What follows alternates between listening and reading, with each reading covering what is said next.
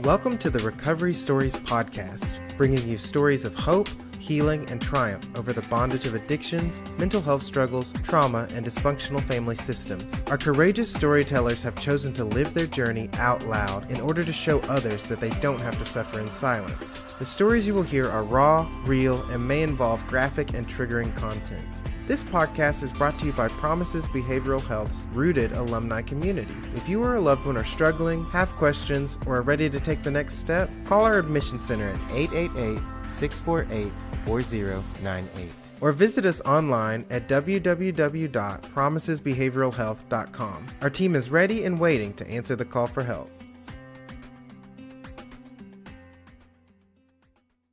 Hello, everyone, and welcome to this episode of Rooted Recovery Stories. My name is Patrick Custer, and I'm your host, and we're so glad that each and every one of you have joined us, whether you're watching or listening live or on replay. We've got another amazing and transformational story coming to you today, and I'm really excited to dive right in.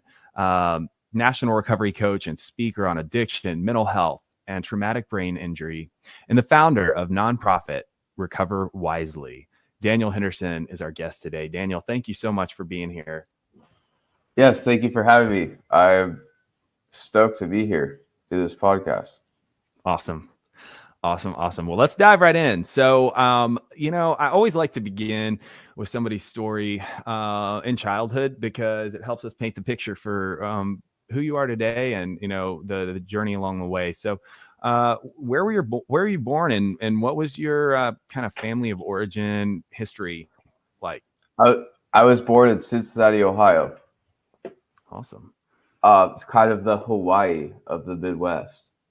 I've never I have no idea. I just made that up. It makes it sound cool. Yeah. Our chili's good. I was born. You've had it? Oh, of course. Yeah. Skyline's my favorite. Oh, yeah. Send me your address, so I'll send you some. All right. It's canned. I grew up in Cincinnati. I had, upper middle class. My dad owned a business that helped did career job coaching. My mom was a stay-at-home mom. Now she is a nurse. I grew up hiking, backpacking, anything outside. I mean, to kick ass. We went on a sweet trip to Florida. We went on numerous, but we went to an island called St. Vincent Island. My dad and I did when I was like 10. And you take a tiny little boat that could just fit bikes and yourself and like one other person, and that's it. Over a bay to an island, there's no one. It's nothing other than sand, swamps, and alligators. And we went mountain biking on the trails that were these packed sand trails in between swamps. That was really cool. There is not a single person, and you could get deep. You can just go for miles. It's kind of eerie because you're like, I want to stop for water, but there's a swamp behind you and in front of you, and you're like, alligators. Wow. Like 10. Would you say that's your kind of one of your fondest childhood memories? It's one of them. It was different being like 10 years old and going mountain biking trip like that. But that was honestly normal. I mean, backpacking Oregon, Washington, the Red River Gorge in Kentucky, Michigan, all over Ohio, to finding really cool restaurants. My parents, I grew up adventurous, outdoorsy. I was raised to the Grateful Dead, the Doors, Bootsy Collins, if you know who that is. Do you know who that is? I was going to say no, but that's awesome. He was discovered by James Brown. He used to play in James Brown. He's in the Rock and Roll Hall of Fame. He's the king of funk. Very cool. So it sounds like you had a great family life and a good relationship with your parents. Up until my teen years, but yes. Sure. So that was going to be my question. First, did you what was your first exposure to addiction and or mental health issues? Does it run in your family, or was your first experience your own? No, I have some mental health issues to my family, but I think my mom has some bad anxiety. Mm. That I've had family members on my mom's side deal with depression, suicide. My dad's side has a history of mental health and addiction. Yeah. So, and my mom's side of the family is huge. She is one of 13. Wow. I always love to ask that question because usually I think just about everybody I've had on this show answers yes, and then goes on to list, a laundry list of people. And I don't think it's because it's, just only typical of people who deal with mental health and addiction that we know that there's a genetic connection, right? But I think that everybody's got a connection, and I just hope and pray that we can continue to break that stigma that it only affects certain people. It's everywhere. It really is. And so you mentioned leading up to your teen years and your relationship with your parents starting to get affected.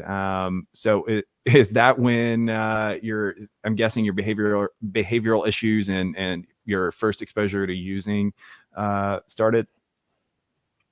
The behavioral, no, because I was born hyperactive and I was kind of a little shit. Well, I was impulsive, hyperactive, kind of the class clown. I love to laugh. So I mean, but it was all innocent. Bring a farting machine to choir class or whatever. It's funny. But when it started to go downhill was like, well, not really downhill yet, but when I started to party, it got worse. 13 and 14, I started smoking weed, drinking, because it was fun, not because I was trying to escape or anything. I just thought it was fun. I did enjoy being ADHD, ADD, so hyperactive, the calming effects of marijuana and alcohol. So it was kind of a solution. You're self-medicating. Yeah. But it wasn't a problem yet. I was, I didn't like the ADHD meds. Took away my appetite and my personality. Alcohol and weed didn't. Weed makes you hungry. Yeah. So when did it go from being fun to not being fun anymore and experiencing consequences? 16, 17. What did that look like? Is when it started. I just started to come home drunk a lot. I got underage, spent all my money on weed, alcohol, was dealing with self-esteem issues, was white lying about stupid things. And it kind of became what I always wanted to do, was just get high and drunk. Yeah. Like getting money to get weed. Sure. Figure out a way to get alcohol. Weed's honestly easier to get than alcohol, at least in Cincinnati, if you're under the age of 21. Wow. Interesting. So, so you started to experience the consequences. It's not as fun, but it sounds like you still were finding what you needed at that point when you were able to get high and drunk, right? So what led to more problems? Did you get to a point where it stopped working? Yes, but I was pretty bright. I was state science fair twice. freshman and sophomore year. I played high-level club soccer. I mean, I was getting scholarships by freshman and sophomore year for science fair, scoring a state for soccer, in club soccer. And my dad became disabled when I was in junior high with an illness called myalgic enthesitis, or also known as chronic fatigue syndrome. Mm. He became bedridden. Wow. And it looks like COVID-19 log haulers. Wow. A lot of people are getting diagnosed with that. It's partially autoimmune and neurological. It looks very similar to MS. And is it something that is lifelong? Yeah. Wow. So he became disabled, ran a business, had to sell it. He's still bedridden today. My parents had some issues between themselves over that. Me dealing with addiction, or just being impulsive and hyperactive, didn't help. And then finding drugs and alcohol to, not deal with my parents fighting sometimes. I mean, it was just, I didn't like to be caught in that conflict. Mm. And then, to also, I was close to my dad. It numbs. I didn't like to see that. And then, I was just really, really hyper. I could not calm down. Yeah. So you went from being close to your dad to it seemed like there was a separation between you. Yeah, because of illness. Yeah. That's got to be hard. So what happened from there? I had a ton of fun, don't get me wrong. But it got to the point where I was getting really depressed, having a lot of ups and downs with my mood, smoking a ton of weed, drinking a ton, and then couldn't have the money to support those habits. So I started stealing from my parents, my brother, from family, friends, becoming suicidal. I also had a girl mess with my head at the time, which didn't help. And then I was started going through psych units. So I'd have be like suicidal, or drink like bleach, or whatever. Just wanting to die. Wow. And all through junior year, I started to go through psych wards. I probably went through several. And then I attempted to run away to Seattle on a Greyhound from Cincinnati, which I don't know why I did by flight. So I got caught, and on the Greyhound, my parents tracked the ticket because I stole their credit card and bought it with that. I got institutionalized in Chicago because the cops and my uncle caught me at a layover at a Greyhound. I got put in a psych unit, then went to a program called Northwest Passage for 30 days. My parents used the educational consultant, Ben Mason, to get me there. I did 30 days there. I don't think I was ready yet, and I don't think it was the right fit for me. And right when I get out, I get high. Mm. So then, and I was in school, still in high school. So I was going to high school up there, in online school. And then I get home and I'm back in school. But I just was still miserable and depressed. So I wanted to party. So that took away the pain. Mm-hmm. And it was fun, I guess.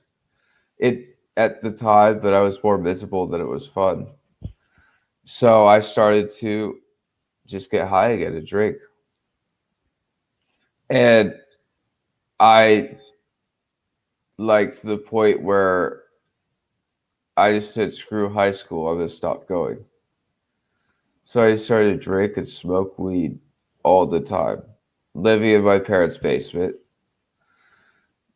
not going to school, to the point where they kicked me out.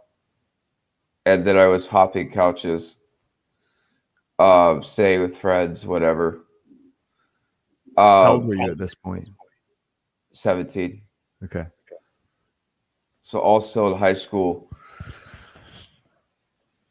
and smoking a ton of weed, drinking a lot of alcohol.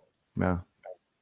My friend's parents, I stayed with my friend Nick, they made me go to school. If I wanted to live with them, I had to go, and I had nowhere else to go. I eventually, I forget what led to me leaving my friend's Nick's house. I don't think I left. I think I just was just partying so hard, I would just wake up random places or whatever. In like Clifton, which where University of Cincinnati is, to go to college parties. Yeah, I remember waking up in like an apartments, like what did I do last night? Yeah. Really hungover. I eventually got caught stealing alcohol at a gas station, which I stole a lot of alcohol from gas stations in Kroger and other stores and whatever. Yeah, those amends are always fun to make. Oh yeah. Yeah. So I got caught and went to jail. At the time I was 18. I spent 3 days at the Justice Center for a misdemeanor it was theft. I mean, I just stole a case of beer. But law enforcement doesn't mess around, especially when they deal with you all the time for psych issues. And I think they understood that. Yeah. They're like, we've given you so many chances, we got to take you to jail. So I spent a couple days there. I got out. I actually went back to my parents' house. And they said, you can either get help or you get out. I agreed to get help.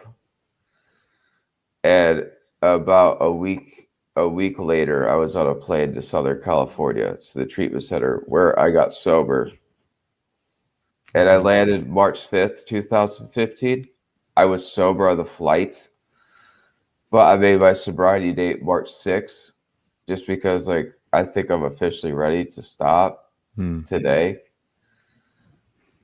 So that was 2015. So if day by day I stay sober until March 6th of 2022, I will have 7 years.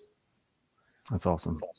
Yep. So I went to treatment numerous times to all these 30-day programs, or outpatients, or like they were partial hospitalization programs that I was in high school, where I go to high school and get therapy in groups, but it honestly felt like more of a punishment than so much clinical issue. With going to being raised upper middle class, which my parents are super open-minded, are educated, and knew it was a clinical issue. But with the high school I went to, they didn't like to acknowledge sometimes addiction, mental health problems. It took us a lot for them, honestly, to push me to get graduated. It took some teachers that really honestly had my back, and they were like, he's sick. Yeah. Was this before or after the final time you got sober? This is all before. Okay. So I'm leading up to that. It was all 30-day programs, hospital setting. Like, this sucks. What's the point of getting sober if I'm just stuck going to therapy and in a hospital setting all the time. Being young, you don't really. I mean, I went to Dare, but we all made fun of that. Right. Like, oh, you smoke weed, and the videos they showed you were so over the top, unrealistic, and I mean, we just ended up calling it like the devil's lettuce, and you smoke weed, you're going to hell. Making fun of it I mean, all these programs didn't really give me a good perspective on what recovery is supposed to be. When I went to my really first true they were all 30 days long-term evidence-based program, was Balboa Horizons in Southern California. That's where I got sober. And everyone who seemed to work there was in recovery. Just like talk to myself, like, oh, you actually get this. No other treatment center I went to was like that. Yeah. And they all had personality. I mean, oh, I lived under a bridge smoking crack and doing God knows what. And I'm like, okay, these people get it. Yeah. And I mean, I got exposed to 12-step meetings in Southern California. There's a huge young people's population. In Orange County, got sober at Costa Mesa, Newport Beach. I've heard. I've never been, but I've always wanted to visit. Yeah, I mean, I've been there, but I've never gotten to go to one of those meetings. No, it's different. AA 12. If I was in Southern California today, I would go to a lot more meetings because they're just. I mean, I've gone to a ton of meetings in Cincinnati. They're just not anywhere as close to as good. Yeah. So it sounds like you got to a place of just really going from, desperation, not wanting to live, to finding joy in life. I also had embracing the joy, but like the recovery lifestyle. Yes. Well, I also had nowhere else to go. It was coming out of jail. But these people, I mean, I was like, I get to surf. I love the outdoors. I've never surfed. I'm in Southern California. I'm 18. It's the last semester of my senior year. And I'm like, this is, I'm not going to walk, but I really don't care. That stuff doesn't really matter to me anyways. Plus, I'm miserable. And I get to spend my last semester, the last like 2 months of high school in Southern California. Why not? So I had such a good time. I was in an apartment with a group of guys, and I got to do my own shopping, chores, all that stuff. Independence, learn how to live on your own. And then Wednesdays, we would do surf therapy. Saturdays, we'd usually go to the beach surfing or do something else.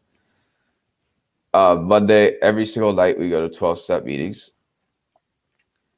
And I got a sponsor. That sponsor was Fitz. I still talk to him. He's not my sponsor now, but we're still in touch. I talked to him like a month ago. And I found the group of people that love to do stuff outside. We're all about sobriety, that did not lack an edge, that had personality. And it was just a great experience. They did a lot of family work. Had a great therapist. I can't say one bad thing about the treatment center I went through. The president of my nonprofit was the director of business development for Balboa. She called me and said, let's get coffee because you keep getting us clients, which is the way I fell into the role of outreach and missions. Her and the CEO, Paul Moen, at the time, mentored me while I worked as a tech at Newport Academy and Sustained Recovery. I did an internship under them as a business development rep, admissions, and alumni coordinator. Very cool. Yeah. All great work. So, like I said, it just sounds like you were thriving and just growing in all the ways. So, I know moving through life, life took a curve at a certain point, right? And hit you in a way you never expected. So tell us about that. Well, there's one, if you're thinking about falling off a cliff, there's one thing prior to that. Oh, wow.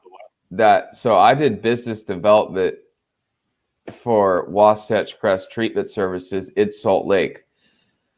That's how I ended up kind of in Salt Lake. Not the full story, I'll get there. So I was doing it remotely from Southern California. I had no idea what I was doing because I was 19. I mean, in a business development role at 19 for a behavioral health treatment center is hard. Yeah. I was just getting people treatment. It was really cool. I lasted about 3 months. And I never did anything wrong. They recognized, hey, you were kicking ass for being 19 and a year, like a little over a year sober, but you need to learn more. Sure. So they let me go. Fast forward a couple of months, during some employment, a little bit of employment there, but really after I left that, I noticed patterns of behavior come up, and it wasn't anything because of losing the job. I was totally cool with that. I was just happy for the opportunity. I had untreated trauma and bipolar. So, and I was dating a gorgeous girl named Sarah. Sweet, I can't say she is a great person. I just had mental health conditions that went untreated. I ended up in a psych unit, suicidal, depressed, broke up with her in a psych ward in LA. I didn't voluntarily go to a psych unit. My friends in AA tracked me down and called the police because I was suicidal. And the police handcuffed me at a Target, not because I did anything wrong, because they have to by protocol. Yep. On a 72-hour hold. And I went to a psych ward sober. I did not want to use. I wanted to die.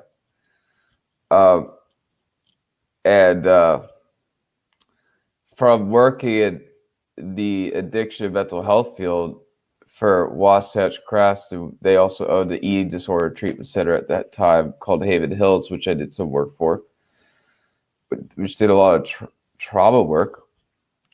I learned what the highlight signs of trauma are and mood disorders. And I also learned that just because you're sober doesn't mean you're healthy. Yeah.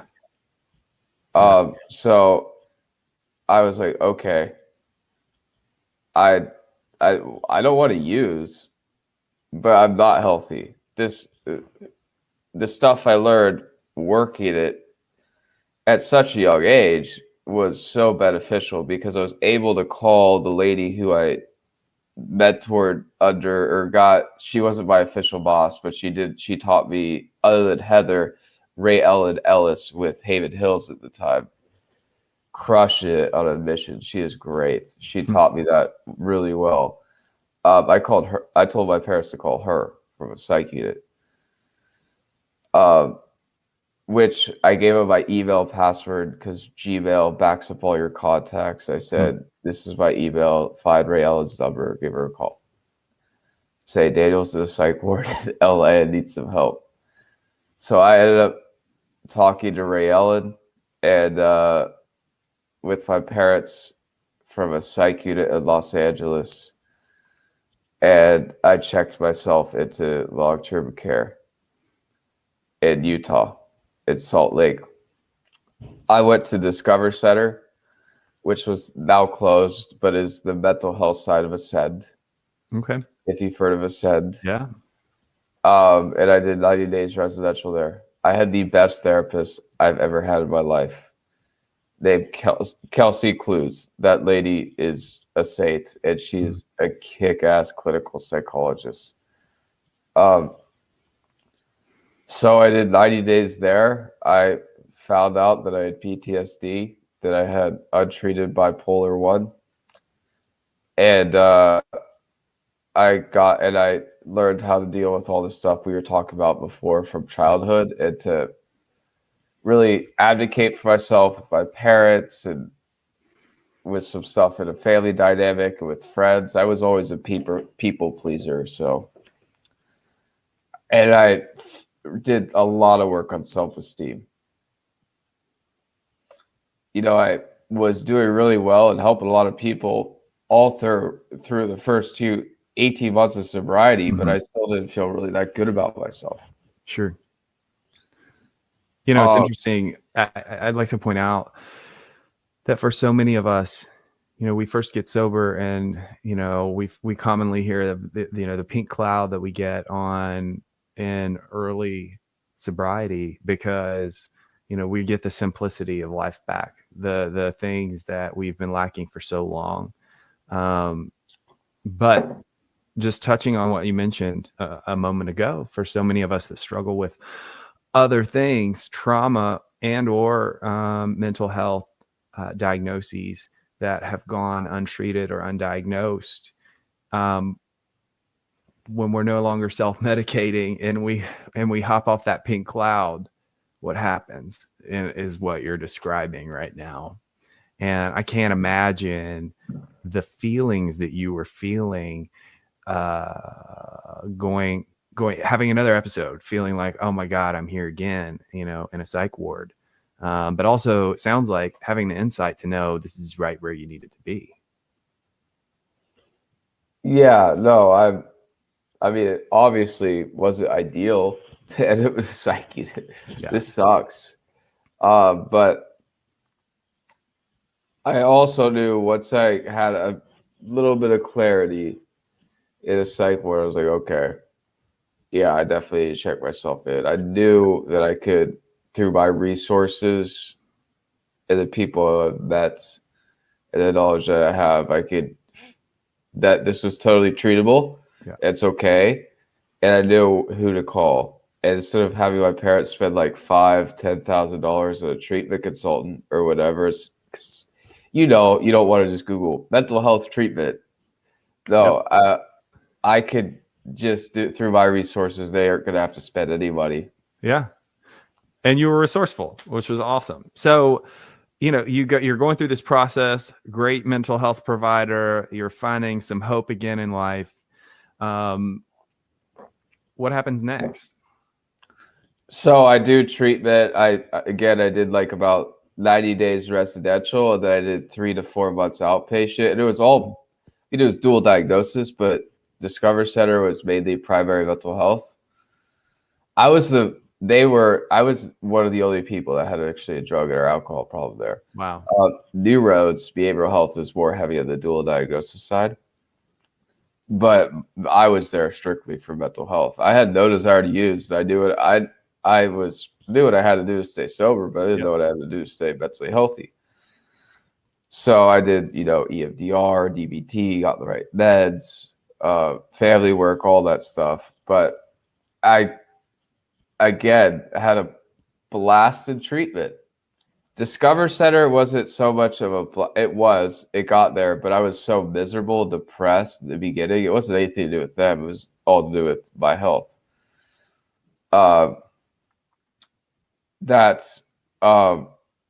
It was tough. It was dark. Plus they dealt with some really acute mental health cases. I'm not schizophrenic or schizoaffective.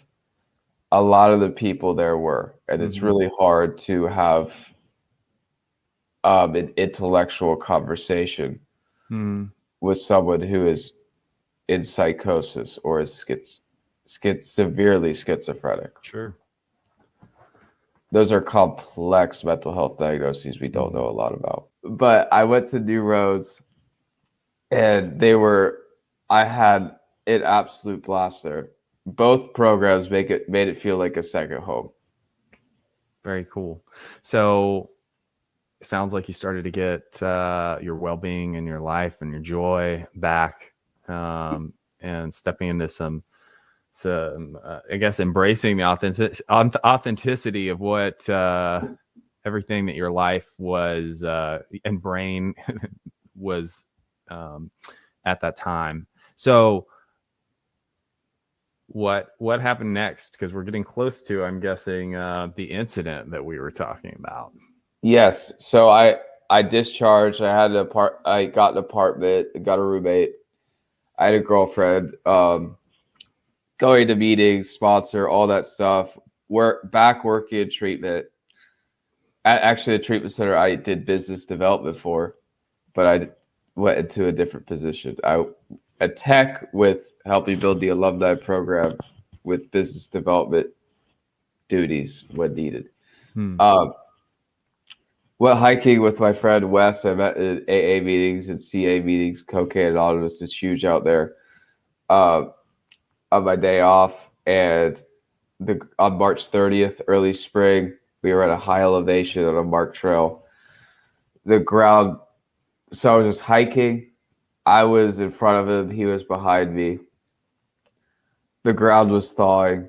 That was the wrong place, the wrong time. The trail was on the side of a cliff, and it crumbled and gave way beneath my feet. Wow. And I fell with it 200 feet off a cliff in Salt Lake City. In Little Cottonwood Canyon it was pretty much right next to Alta Ski Resort. So it wasn't vertical. It was 200 feet in total, falling off little cliffs, ledges, rocks, hitting rocks, trees, creeks. Unfortunately, I didn't take out a moose or anything. That would have been really cool to add to the story. Like, I fell off a cliff, and I also took out like a 12-point moose, but I didn't. I mean, it might have ended up as a much different story if you had made contact with a moose. Let's be honest. Yeah. Oh man. So, wow. So you're with this one other person, thank God, right? And you get to the bottom. Do you remember the process of falling, or did you just black out? I don't remember anything. Wow. So it wiped out my memory pretty much for like it was in March, 6 months in 2018. The first 6 months I just don't recall. I recall certain things, but they all seem to be selective. To 20, it was 21 at the time, or 22, to a young guy in their 20s. It seems to be hiking, good food, and cute girls. What I remember of the spring of 2018. But I remember none of the fall. I don't remember much, really none of the hospital. I don't remember getting helicoptered out of a canyon. I don't remember anything. No. So are you able to describe from what you were told later what the course of events happened? So you fell, and then, like, how long did it take for rescue efforts to happen? You got into the, helicopter. How long did it take till you got to the hospital, and what happened there? So my friend, I was the right person. I was hiking with Wes, one of my best friends today. He got service in the middle of nowhere. I want to make a commercial for Verizon because that's the carrier he had. He called search and rescue. It took them about 3.5 hours to get to me. I'm so happy he was trained in search and rescue. He knew what to do. They got to me. He said, I was barely breathing, covered in blood, unconscious. He knew not to touch me because he was afraid I injured my spine, and he wanted to make it worse. Yeah. Which probably would have paralyzed me. So then they called a helicopter. Their phone that was meant for stuff like this supposedly gets service anywhere it's supposed to, didn't work. So this is where I want to make a commercial for Verizon. Verizon Wireless got service. They claim to have the best service. This has to be the best testimonial they have. Yep. So they called the helicopter. The helicopter came in. They put me on a stretcher. Someone came down from the helicopter. and they got me, and then they took me to the side of the road. I had 2 collapsed lungs. They cut up my chest, which now I have 2 badass chest tube scars. And they put chest tubes. I guess they fill up with fluid when they're collapsed, and they drained it with fluid, and they put oxygen in, and then they put me back in a helicopter. I got air flighted to the University of Utah hospital. Once I got put on the table of the hospital, I don't know which unit, ER, ICU, I don't know. I guess it was ICU. I had cardiac arrest. So I died. And the weird thing is when I was dead, I saw us doing this podcast.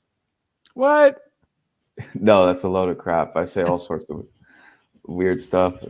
That would be weird, though, wouldn't it? It would be. But listen, I've heard crazier things. Well, that's a good thing. So then they brought me back to life with chest compressions and paddles. Then I had a stroke, and then I was just out cold for a month in a coma. For a month? Yes. Wow. I bypassed a craniotomy because that's when they remove your skull cap because of the swelling. I responded well to the meds. They also drilled a little hole in my skull cap and put a tube in to drain the swelling. And it's fascinating what we can do today in the healthcare field. My main doctor, which is Dr. Gregory Harlick, who's one of the best,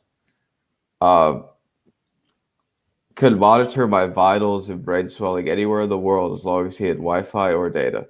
Wow. Off his phone. So he micromanaged the situation, That's which amazing. is good. So if he saw something, he immediately called this hospital. He's like, you need to get in there now and take care of this. Which, unfortunately, I've met him, but I don't remember it. I've emailed with him to say thanks. And emailed me back. But he unfortunately moved from the University of Utah hospital back to East Canadian, back to Canada. I would love to have dinner with him. He is beyond bright, and I would love to pick his brain about the brain. Yeah. And say thanks in person.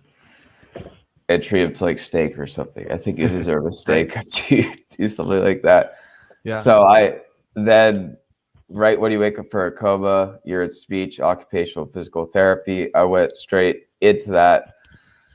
Then I got transported by a flight to Shirley Ryan Ability Lab, which is one of the best in the world for treating traumatic brain injuries in Chicago. And I spent 5 months in Chicago, Monday through Friday in speech, physical, and occupational therapy. So you had to learn how to do all of the basic human function. Yep. Activities. I had to relearn how to go to the bathroom, walk, tie my shoes, button my shirt, cook a meal. Wow. Do you remember that very well? Yes. I don't remember walking for the first time, but I remember relearning how to tie my shoes, buttoning up my shirt. I kind of knew how to cook. There were certain pathways that were broke and certain ones that were. Sure. I'm curious, what were your emotions like then? I mean, were you just in the state of, I got to do what's next because that's what I'm doing?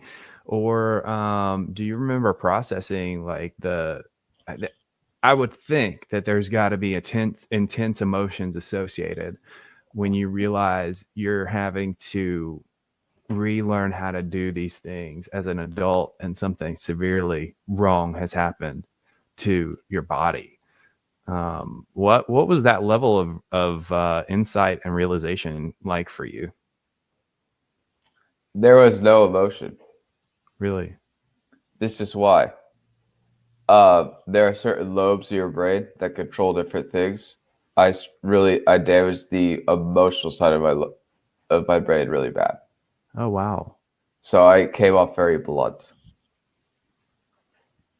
which I had to seek out a therapist for. because sometimes I mean, 3.5 years, it's still structurally damaged. It heals over time because of neuroplasticity, but there is some that's just dead. That's gray matter on the brain. Mm-hmm. So I have to learn how. I don't have anger issues. A lot of people do with brain injuries. I don't. I just come off blunt sometimes, and it's like, oh, I sounded like an asshole, or oh, I was being sarcastic, but they thought I was serious. So I had to figure. I literally, you have to learn how to live with a different brain. I'm in the process, which I've gotten tremendously better for the past year, and about probably like 14 months, 15 months, learning how to re-socialize the different brain. Wow. It's fascinating. Yeah. But can't imagine. there's no emotion, really. So at any point, did you feel like a victim or have survivor's guilt or, a lot of these things that we talk about when people come through such a serious and difficult trauma, physical trauma, physical and emotional trauma? So I love the outdoors. I love to backpack. I did not feel like a victim. People hundreds of years ago, the Vikings, whatever, stuff like this would happen all the time. They would die. Who would I be mad at? The earth, God, whatever? No. One of the doctors at the University of Utah, Dr. Speed, said the brain you go into a brain injury with is the brain you come out with if you get good care and you're young, which I did. It's extremely driven and very oppositional defiant. I didn't like when they said I was going to be disabled or I couldn't do certain things. They said I couldn't run. It's like, yeah, BS. I'm going to run anyways. So I did. With obviously being out of a back brace because I did fracture some things in my lumbar spine. But when I got to a point, they're like having me on a treadmill because I didn't have to walk it. I'm like, I'm walking. Let's speed it up. And I kept speeding up in physical therapy. They're like, whoa, dude, you're running. We can't do that here. So I'm like, well, I'll just run out of there. So you were determined to not only survive, but to thrive in life. Well, I was like, I'm pretty okay. Like, I'm reading about traumatic brain injury online off my phone. And I have all these connections with addiction, mental health, which is not TBI, but there are a lot of people that know about TBIs. They have masters or they're psychologists. You're going to learn about traumatic brain injuries.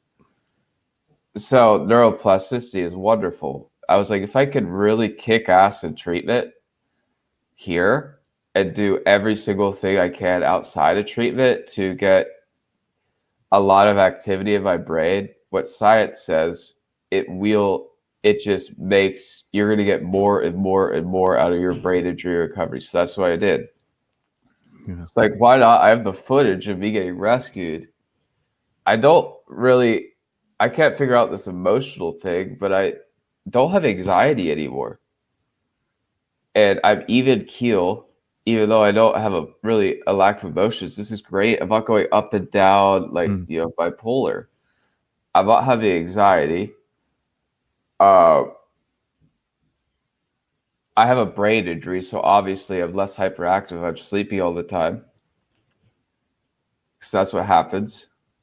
I'm more tired. Like I slept like I slept 10 hours, but I should have been up at like 8. No, I was up at 11. Or not 11, that's when we started. At 10:30. I ate like a Cliff Bar, got a cup of coffee. I was tired. I needed to sleep. Yeah. That's so I said, I'm pretty okay. Why not make a story out of it? There's no stigma around this. People gave almost $70,000 to a GoFundMe campaign when I'm ill, just like suffering from addiction, mental health. No one gave anything. Right. I mean, I never asked. I didn't need one, but people did. It was just a different feel. You're more of a bad person that's sick. Isn't that interesting? You know, we talked about before we started recording that we both have kind of a physical brain trauma story, and man, I can identify with that. There was a period the same thing happened for me. Not nearly as much money was needed, but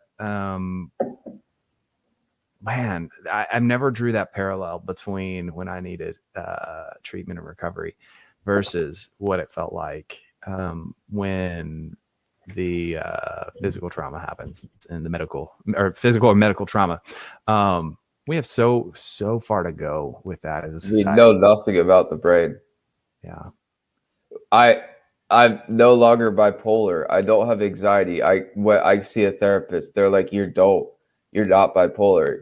Everyone says that structurally damaging my brain, falling off a cliff, is one of the best things that could have happened to me. I can focus again. I don't have mood swings. I don't have I would have mania where it would look like I would just get super depressed, like go from functional to just depressed and sleep. And really have to do a lot of stuff to get out of that. Yeah. Being bipolar sucks. I no longer have that. I could focus. I could read. I could execute on things, which I couldn't really do since I won state science fair freshman and sophomore year of high school with my two best friends. Since that, it's been years. I'm 25. I built a business a year after a tutor for fall off a cliff.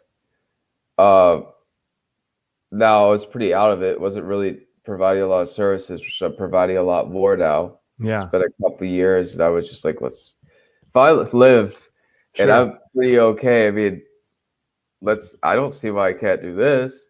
Yeah. So back up just a second real quick. I want to know what was the seed planted for you where you decided, because a lot of people, stuff like this happens and they're like, all right, I'm really grateful that I'm alive and I'm going to go on and live my life. But you decided to turn this into a mission for your life and develop this foundation or this organization, nonprofit organization, to start helping other people, speaking nationally, doing things like this. Man, it takes a lot of vulnerability. It takes a lot of insight, time to organize your thoughts, which you and I were kind of joking about before this, how it can be hard to organize and remember, what it is you want to say, having gone through these things. And so it's not an easy task, but you set out to do it and are doing what seems like a really amazing job changing the world. So yeah, tell me a little bit about that, the decision to do that, and leading up to what you're doing today. Well, being 19 and getting a business development job with not a degree or anything there's a lot of lack of ethics in this field. These were all really good ethical people that were helping me. Mm-hmm. And I got a job through and everything. Speaks a lot of talent. It's like they recognize talent. And I just kept at it. And through my recovery of being in Chicago and all that, I networked my way into the treatment scene because I had this plan. I wasn't sure exactly what I was going to do with it, but I was like, people make all sorts of excuses why they relapse, and a lot of them are clinically sound. A lot of them are BS. Like, there's really not an explanation for that because we don't know a lot about the brain, but it kind of just sounds like you weren't putting in the work. Sure. So I was like, let's show people they could stay sober through anything. So I networked my way into the treatment scene in Chicago, and I started to speak at treatment centers while I was recovering from a brain injury. I had to be clear. I had to be supervised by my mom or my brother or someone, my uncle. So I couldn't remember anything, and I was in a pretty acute state of health. So I'd walk to these treatment centers with my uncle or anything, because it was hard in downtown Chicago. You could walk anywhere. Mm-hmm. And I started to speak. And I mean, like, you have an excuse, you can't make it to a meeting, or You can't stay sober. I have every single reason to use. I just fell 200 feet off a cliff. I was on a fentanyl drip, which I don't remember, but it probably just made me feel normal because I don't remember it. I was in a coma.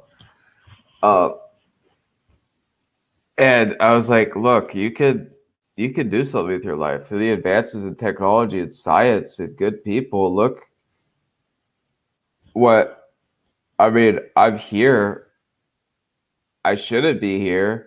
And I'm recovering from a severe brain injury, a 200-foot fall off a cliff, and I'm in front of you guys speaking. Yeah. And there's a lot of humor in this because I said a lot of stuff that I shouldn't have, and I kind of still am because I have a brain injury. But today, I'm in a room. They were AA meetings at treatment centers. I'm in a room of Alcoholics Anonymous, and we can all laugh about it. Right. So you think your day's bad? Well, let me share something I said in the ICU that'll make it better to a nurse. Yeah. I'm sure they appreciate the confidence of me hitting on every single nurse in the neuro ICU, not knowing where I was. Right. But it's kind of funny. Right. They don't care because they understand brain injury and everyone does it. Yeah, I'm glad, one of the blessings coming out of the other side of this is realizing that maybe, certain emotions were dampened for you, but humor was left in good tact, it seems like, in your brain. Oh yeah, it's living with a brain injury is a learning curve. Yep. Living with addiction, mental health is a learning curve. Even if you're 10 years sober, you're always learning. Absolutely. We forget about which promises really hits hard, which guys have great programs, the co-occurring disorders that come along with any addiction. We forget that, hey, we're sober from sex, from cutting, from alcohol, from heroin, from overeating, whatever it is, but we haven't treated what's beneath that. So I'm always learning. Yeah. I think that's the key to a life of recovery, is staying open and longing to continue evolving as an individual, and never staying satisfied to be the same. So I love that you mentioned that. So talking about what you're doing today, I'd love to hear about your program. What do you guys, what's it called again? And what do you do? It's called Recover Wisely. And before I go into what I do, I hope it gives you some hope and a little kick in the ass in early recovery. If you are listening to this, that's, I am at risk for still. I've been seizure free for like 2 years, but that's because I have a traumatic brain injury. I got diagnosed with epilepsy. And I didn't have a license because it expired. I lost it on the side of a mountain. So I also had to relearn how to drive, which I really knew how to drive instead of relearn how to parallel park. I built a business, though, and made it all over the United States without a car, without a license, and not a lot of money. I figured it out. And if it's raining and the meeting's 3 miles away, I'm sure if I can make it to LA, Salt Lake City, Chicago, West Virginia, Kansas City, all over, and start a business. A year of a 200-foot fall off a cliff, even though I have 3 years sober, but also stay sober and get to therapy, get to meetings, get my meds refilled. I am totally % confident if it's raining today, if it's 5 degrees out, you really need a meeting, you could totally get there. Uber is wonderful. Lyft, you could even use via car or whatever for a week. Car sharing app Turo. Google Maps can show you bus routes. People love service work at AA, and you can also guilt trip them for fun. Hey, I bet your sponsor would say you need to do service work. That's the 12th step, and if you don't, he might be mad. You should give me a ride to a meeting. And if AA doesn't work for you, do something else. Smart recovery, church, doing yoga, whatever works for you. But whatever you do, it's 10 times more easier to accomplish those things, especially with transportation, because that's a big issue for people in early recovery because they lose everything. That was 5 years ago. That's right. Not to mention, we've got the virtual assets now accessible to us. Exactly. Zoom, this pandemic changed the workforce, changed the world. Yeah. I love that you mentioned all of that, and I couldn't agree more. And thanks for saying that. So what I provide? Recover wisely. Okay, what I provide is recovery coaching, job and career coaching, sober companionship, transport to treatment, sober fun events and outings. I've had sober bars in the news. We take alcohol out about bars, put mocktails in. We make it creative. I'll make it. I'm full of personality. I definitely don't lack that. I make it weird. I put like milk on tap, cage-free water. I'll charge for cage-free water just to see who buys it. Yeah, like I'll put like $2 cage-free water, sourced from Portland, of course. That's the thing they would sell in Portland. Yeah, no, I'll get speakers, bands, sober single nights. I do that because it's fun. But alcohol has a monopoly of the social and nightlife scene, not just in the U.S., but throughout the world. Yeah. There's a need for more sober, fun activities outside of like smart recovery, 12-step programs. Let's not focus about what we did wrong or shooting heroin or whatever. Let's just have a good time. That's right. And anyone can come. It's just not people in recovery. A workout enthusiast who has an early yoga class they have to teach, but wants a night off alcohol, but a bar-like atmosphere, come on in. So I provide that, and then I speak personally, nationally, all over the country pretty frequently. I also provide treatment consulting. When it's in my realm of scope, I have to always remember what I'm not clinical. So to remain ethical, I always have to do okay, this is how my realm. But if it's like Medicaid, Medicare, or like a case that's minor, like, oh, his past diagnoses are major depressive disorder and he's a heroin addict, has bad anxiety. Okay, those are always like, should I charge for this? The majority of times I just do that under New Roads Behavioral Health because I do business development and admissions for them. Sure. I don't feel like taking the risk for myself. Yeah. I've knowing your limits. I think that's a big thing that we have to be aware of working in this field for sure. So you do a lot of cool things that produce revenue for your nonprofit. What is the cool thing that you're doing that gives back to Recover Wisely?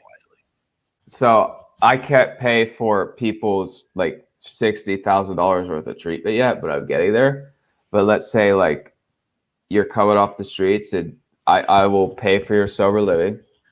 I will pay for your therapy. I will help you out with transport. I will get you groceries. I'll do all that. But let's not just continue to feed these people money. Sure. I'm probably going to handle it for you for a while. So you're meeting some people where they're at when they need a little help to get on their feet and establish themselves after getting sober. Yeah, I'm going to find a balance. Like my goal is not just hey, let's help you get off your feet financially. I'm going to help you, but we're going to find a balance where I'm helping you, but we're also developing those life skills and budgeting and all that stuff where you don't need my help. That's awesome. So how can people find out more about Recover Wisely and what you're doing through website, social media? Social media is the best way. All platforms, Facebook, Instagram, Twitter, probably Instagram and Facebook are the top two. I do have a website. It needs to be updated a little bit. All right. You want to list all of those real quick? My social media, all the names. Okay, so it's Recover Wisely, all one word on Facebook, Instagram, and then it's Wisely Recover on Twitter. And I have a YouTube channel. Awesome. Called Recover wisely, and then it's recoverwisely.com. Perfect.